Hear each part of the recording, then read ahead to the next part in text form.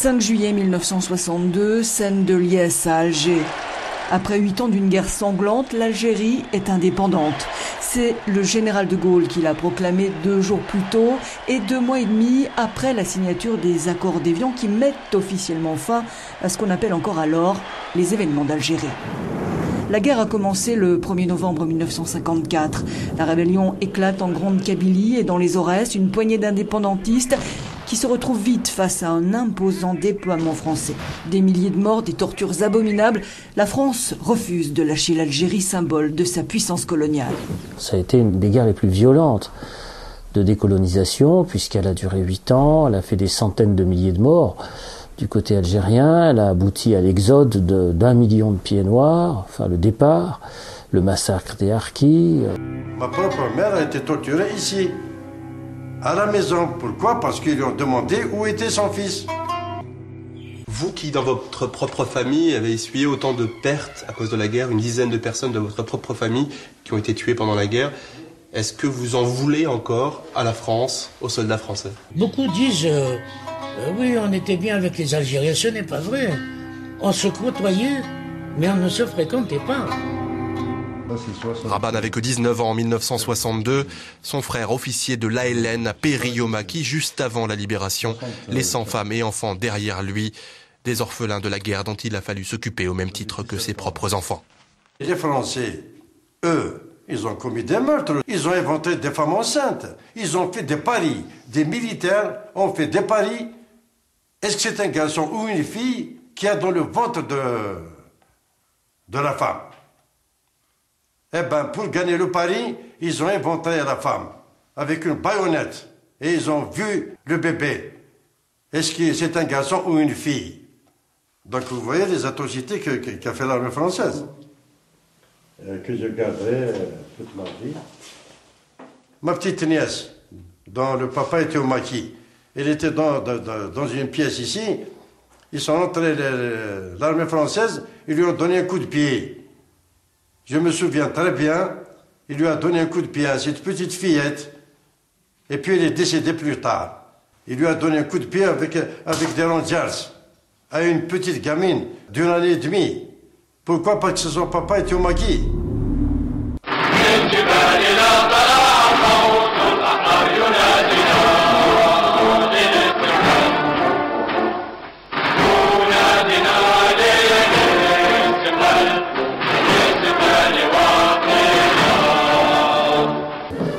Les 450 000 soldats français auront vite raison militairement des 25 000 combattants algériens.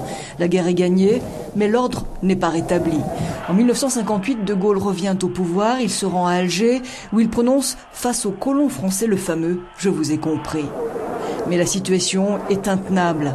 De Gaulle finit par reconnaître qu'il ne peut garder l'Algérie. Il évoque 1 an plus tard l'autodétermination du peuple algérien, ce qui provoque la colère des Français d'Algérie.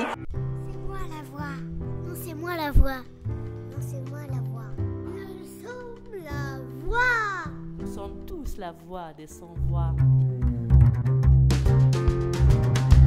Le 19 mars 1962, à midi, le dernier quart d'heure pour les soldats de l'armée de libération nationale, les Fellagas.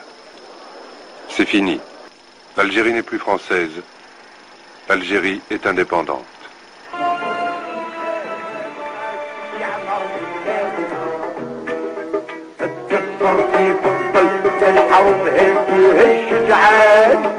La guerre est finie. Vive l'Algérie indépendante, votée par 99%.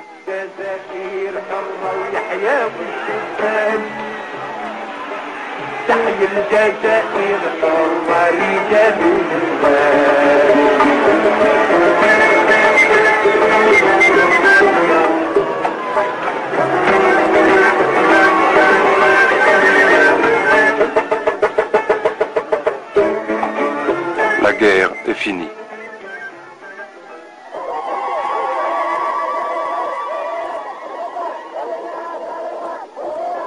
Alger est heureuse.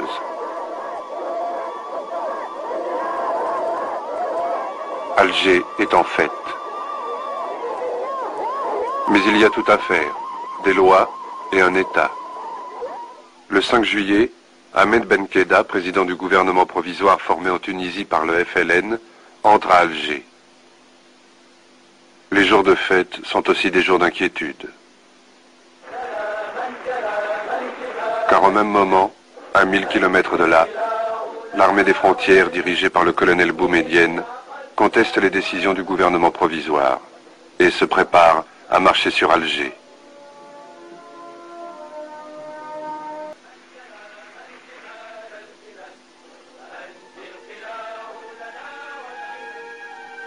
Car maintenant, c'est entre ces hommes que l'avenir de l'Algérie se joue. Et déjà leur destin, leurs ambitions, leurs projets politiques divergent. Soutenu par l'armée, Ben Bella annonce la création d'un bureau politique pour prendre en main, dit-il, les destinées de l'Algérie.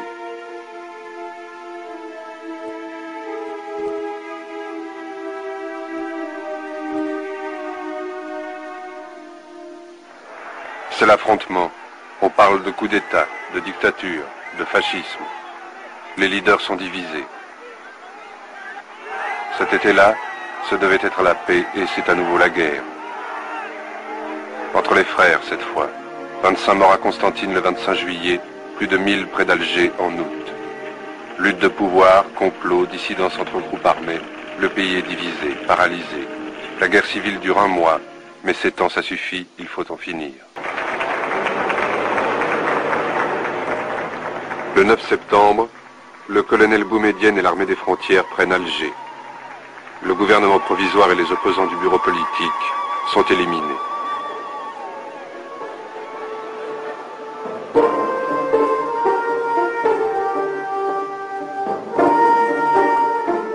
Ben Bella a maintenant les mains libres pour préparer les élections. Un seul parti et liste unique pour les candidats. Haït Ahmed et Boudiaf ne peuvent empêcher Ben Bella et Kider d'imposer leurs idées pour un pouvoir fort, appuyé par l'armée. L'Algérie devient indépendante en 1962. S'ensuit l'exode de 900 000 colons qui se sentent abandonnés et craignent pour leur vie, des Français qui souvent n'ont jamais connu la France. Et la plupart étaient des gens de conditions très modestes, c'était des petits fonctionnaires, des petits artisans, des petits commerçants, etc. Bon, ceux-là, quand ils ont été rejetés par l'histoire, ils arrivent en France en 62, et jusqu'à nos jours, ils vivent dans le souvenir, dans le ressentiment, et c'est du monde, c'est beaucoup de monde. Il n'y a pas d'équivalent dans l'histoire. Le pouvoir s'installe. Ferhat Abbas, démocrate et républicain, autre leader historique du mouvement de l'indépendance, premier président de la première Assemblée nationale. Ben Bella, chef du gouvernement. Mohamed Kider, secrétaire général du bureau politique. Boumedienne, ministre de la Défense. Avec lui, 5 militaires entrent au gouvernement. J'ai le privilège et l'honneur de présider en ce jour historique à l'ouverture des travaux de la première Assemblée nationale algérienne souveraine. Mon premier devoir est de saluer en votre nom et au nom de la nation entière la mémoire de ceux qui sont tombés dans le combat libérateur. Ce pourrait être la fin. La première fête nationale de la République algérienne, démocratique et populaire.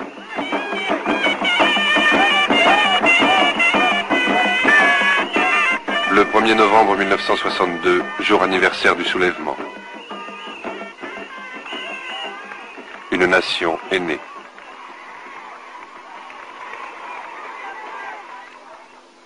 Pendant ce temps, massacre, exécution, les règlements de compte de la Révolution.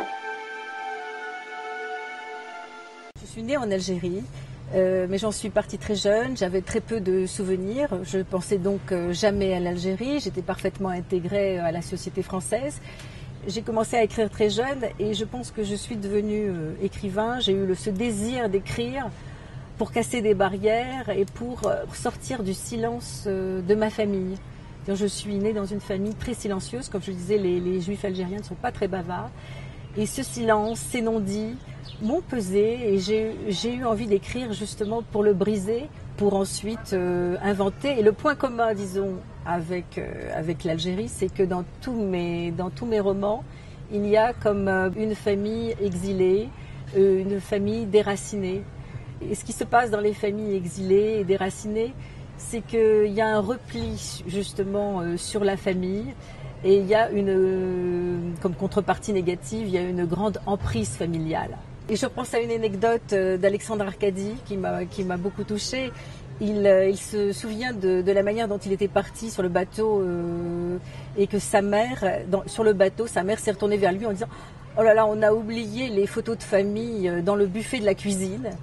Le petit garçon qu'il était, il devait avoir 13 ou 14 ans, il lui a répondu « Ne t'inquiète pas maman, je les retrouverai ».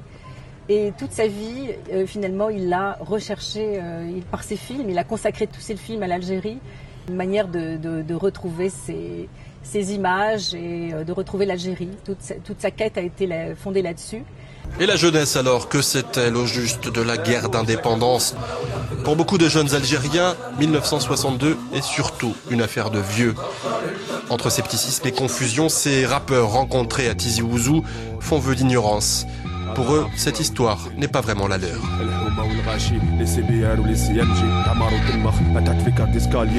On va avaler ce qu'ils veulent alors qu'en vérité, la vraie histoire, personne ne la connaît. Parce qu'on est pratiquement certain que c'est pas l'histoire qui nous a enseigné à l'école qui s'est vraiment passée. Voilà. Franchement, on sait pas. On parle pas de la vraie histoire. Là, avec l'internet, voilà. tu trouves un site qui te dit ça, l'autre qui te dit ça. Donc c'est difficile de trouver vraiment. Mais vous en savez quoi? Vous en savez de la guerre d'Algérie? Bon, on sait que les Français nous traitaient d'indigènes alors que c'était pas vrai. Ils disaient qu'on était une sous-culture alors qu'on avait une grosse culture. Féru d'histoire, Mohamed Lakhdar Maougal n'est pas surpris par cette indifférence qu'il met sur le compte du système éducatif. Il est vrai que ce chapitre de l'histoire n'est consigné que sur quelques pages dans les manuels. La faute aux baroudeurs arrivés au pouvoir en 1962 et qui étaient tout sauf des intellectuels. Le plus diplômé d'entre eux avait à peine le brevet d'études. Tous c'était des baroudeurs, c'était des types qui avaient fait l'armée française la Deuxième Guerre mondiale. Et pour certains, ils avaient fait le Vietnam. Donc c'était des baroudeurs qui étaient passés à l'action contre la France parce que au lendemain de la Deuxième Guerre mondiale, les promesses qui avaient été faites par le général de Gaulle n'avaient pas été tenues. C'était d'émanciper la société et de l'accompagner vers son indépendance. Donc ces gens ont dit, bon, on nous a menti, et bien ça suffit. Félix a eu 82 ans en mars dernier. Ce Français installé dans la banlieue d'Alger a rejoint le FLN en 1956, ce qui lui coûta une dizaine de séjours en prison. L'incendie de la bouchonnerie internationale fin 56, c'était lui. On a coupé la tête aux gens, dont des gens qui n'avaient rien fait, parce qu'il leur fallait un coupable. Moi j'ai vu à Salcadie, j'ai vu 38 partir à l'échafaud. Et vous savez ce que c'est? J'ai fait l'Ambaise. C'était la petite prison de la mort, le petit camp de concentration. Une histoire qui ne s'est jamais vraiment terminée.